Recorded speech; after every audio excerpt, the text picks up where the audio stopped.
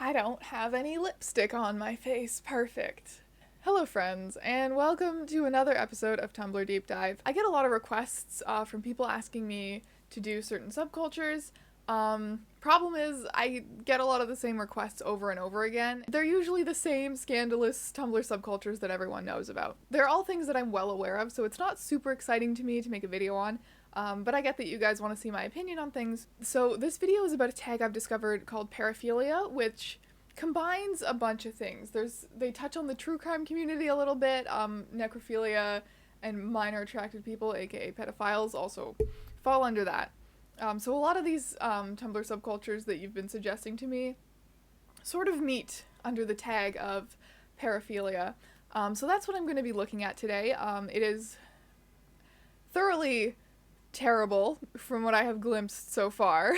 Oh shit, gotta turn my screen capture on. Audio is recording, screen is recording, everything is fine!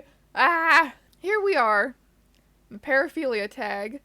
You got a lot of, here we have a post that says, List of Paraphilias, True Crime Edition.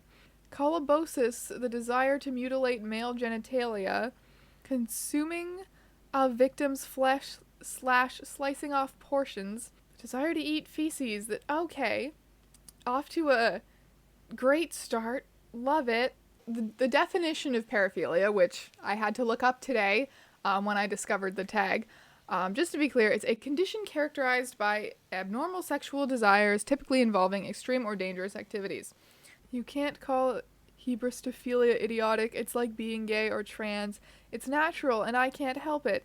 And I happen to love being a hybristophilia. It is nothing wrong with it, and I can be in love with school shooters, and you can fuck yourself. Oh boy. This is the kind of video this is gonna be. Oh boy. I think a lot of people who identify as hybristophiliacs don't understand what it means. For example, they might fantasize about the Columbine shooters because they are decently attractive, are troubled and mysterious. Eric and Dylan gets depicted as rebel bad boys, but with a secretly broken heart, who were misunderstood, and so they develop crushes on them, not because they killed people, but because they find them physically attractive, and they fantasize about saving them. That's not really what hybristophilia is. That's just finding someone attractive despite being a killer. Hybristophilia is defined as a paraphilia, sexual deviancy, in which you can only be sexually aroused or attain orgasm by people who have committed an outrage crime like rape or murder. Outrageous? I think you meant outrageous. Homosexuality is a sexual orientation. Being transgender is a gender identity. Hybristophilia is essentially a fetish, comparable to, let's say, a shoe fetish or pedophilia. Speaking of fetishes, there's you got a foot right there. Yep, that's a foot. Beautiful morning, wouldn't you say? There's just everything about this is. See, at least foot fetishes are funny. I know this is gonna get real bad, but at least the foot fetishes are funny. LOL at all the minors who think maps are attracted to them. Like, dude, you're 13, you're way too old for me to find you attractive. Maybe when you turn 23, but even then, I would never be attracted to some kid off Tumblr who runs a blog where they cry about how much they hate people like me. My age of attraction, I'm guessing that's what that stands for, is 0 to 7, and 23 plus, myself being 18. Kids on Tumblr, I am pretty sure no other map on here is interested in you and your hatred, so if you are truly a non-offending anti, you should stay the fuck away from us. So this guy, 18-year-old MAP, is mad that 13-year-olds are wary of pedophiles, because that sounds pretty reasonable to me. So yeah, this guy is butthurt that 13-year-olds would dare have the audacity to think that he's attracted to them because they're too old for him.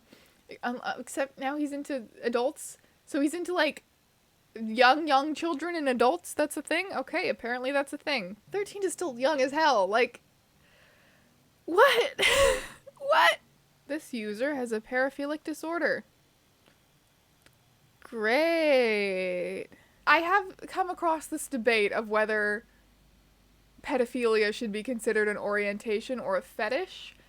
I mean, I don't know any pedophiles. I don't know what it's like to be a pedophile, so I can't. But I am inclined to say that it should be a fetish. I want it to be a fetish because I don't want it to be compared to being gay like I am. I don't want it to be part of the LGBT community. Okay, so there's a blog called Paraphilia Positivity, and the title is Attraction Doesn't Define You. Positivity blog for anyone with strange paraphilias, kinks, fetishes. Your uncommon sexual orientation or paraphilic thoughts do not automatically make you evil, nor they ever will. Only your actions define you. Okay, you have to have some kind of sympathy for people who can't help being attracted to children or something like that, or I have some sympathy because they can't help it, but at the same time, putting a bunch of little heart emojis around it and like celebrating it in a way also seems kind of wrong, because I agree it doesn't automatically make someone evil as long as they don't act on it, but like I also don't think there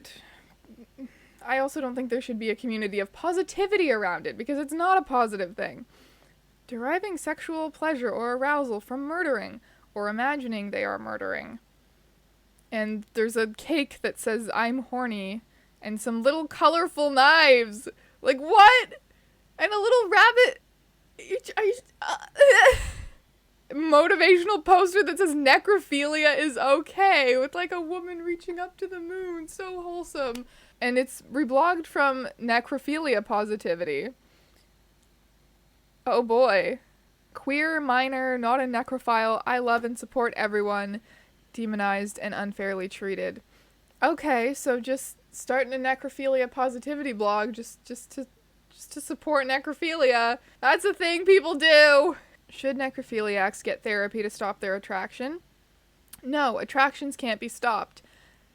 That is the thing. Conversion therapy doesn't work. Paraphilias aren't something different to other sexualities. They work exactly the same way. A paraphilia is just a variation of sexuality that is taken as weird or wrong in specific cultural context. Really? Do you need a cultural context to know that having sex with kids or dead bodies is kind of fucked up? Like, I feel like that's inherently fucked up. Like, I feel like that's common sense, to be honest. I feel like the answer should be yes. Yes, if you are into incredibly fucked up violent things, that is probably something that you can get therapy for, and it is, I want to say, different from a sexual orientation. All types of love deserve respect. Okay, here it is. I found the difference between an orientation and a paraphilia or a fetish. A fetish has absolutely nothing to do with love. It's a purely sexual thing. There is no love involved in any of this stuff. I think same-sex relationships deserve equal rights because they are relationships. They are a constructive, good, positive part of life, whereas pedophilia is not.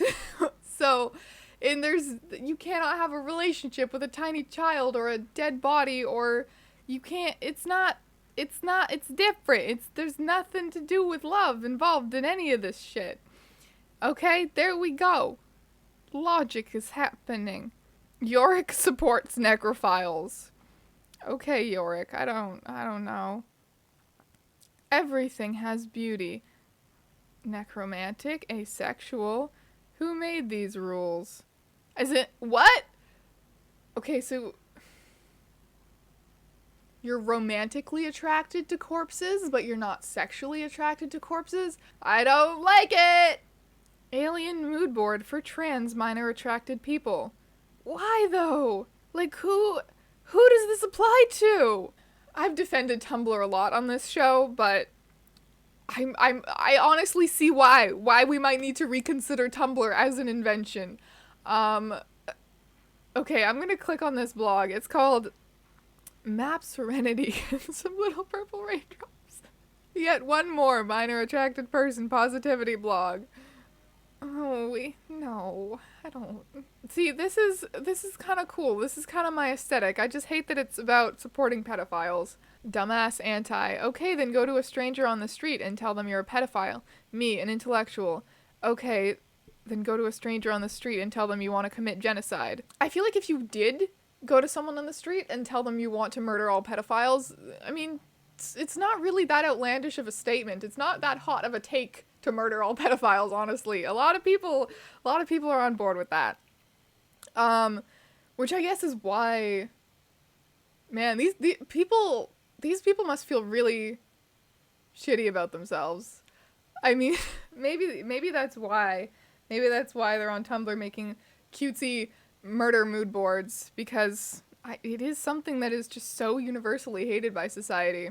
Must be a weird position to be in. I will give them that. It says maps deserve to feel safe. I guess, as long as, I think the term that I see on here a little bit, like, no maps, stands for, like, non-offending minor attracted person, which means, like, people who are attracted to children but don't actually act on it, which is, I think, that's the distinction between, like, pedophiles and, like, minor attracted people, which, well, there's nothing in the word pedophile that, like, distinguishes it as a word just for, like, offending pedophiles. The word pedophile just seems pretty universal for these people.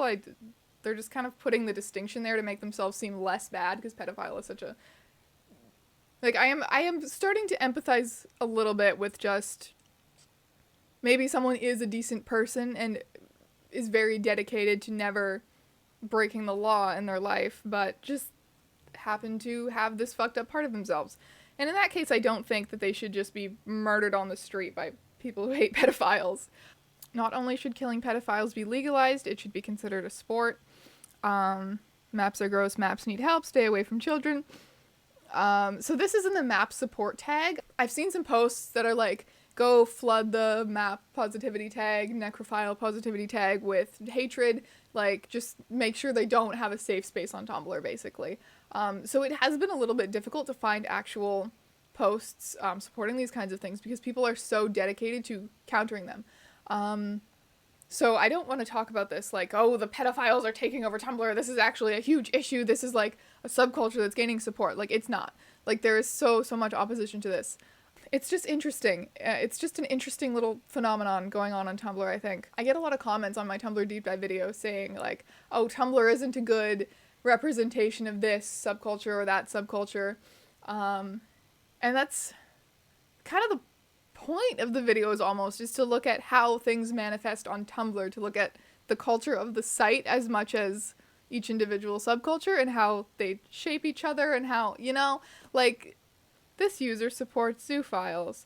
Oh man, that's the nice Tumblr word for bestiality, if you were wondering. We haven't looked at that one yet. If you support gay marriage, but you don't support a parent marrying their child, a pedophile marrying or having a relationship with a child, or a human marrying an animal, you're a hypocrite. Love is love, right? They have no choice, right? The heart wants what the heart wants, right? So shut the fuck up with all your preaching asses. The key here that you are missing, Jermaine Simpson, is consent.